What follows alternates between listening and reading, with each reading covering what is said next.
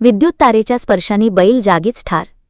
दिग्रस, कलगाव येथे शेतकरी ओमप्रकाश अट्टल यांच्या शेतात चरत असलेले बैलांच्या अंगावर अचानक विद्युत प्रवाह असलेला तुटून बैलाच्या अंगावर पडल्याने बैल जागेवरच मरण पावला। शेतात असलेल्या गड्याने ओमप्रकाश अट्टल यांना फोन लावून बैल मरण पावल्याची माहिती दिली।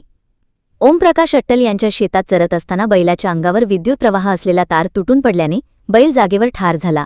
शेतीच्या कामाच्या दिवसातच काळाने घाला घातल्याने शेतकऱ्यावर आर्थिक संकट कोसळले। शेतकरी ओमप्रकाश यांनी दिग्रस पोलीस स्टेशन येथे तक्रार दिल्यानंतर जमादार कैलास देवकर व पटवारी अशोक साबळे यांनी घटनास्थळाचा पंचनामा केला। पशुवैद्यकीय विकास अधिकारी अरुण जाधव, सहाय्यक जुनेद व सलीम शेख व सहदेव यांनी पोस्टमॉर्टम केले। विद्युत महामंडळाचे कलगाव येथील विद्युत अभियंता अंकित पाटील, सहाय्यक आकिब दुंगे, सुंकेवार यांनी पंचनामा केला। शॉर्ट सर्किट झाल्यामुळे तार तुटून पडले असेल असे विद्युत अभियंता अंकित पाटील यांनी सांगितले।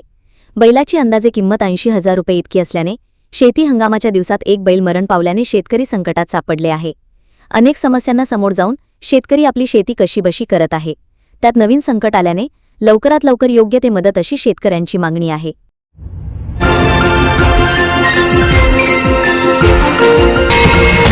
विदर्भ न्यूज मराठी, सकारात्मकतेचा शिलेदार।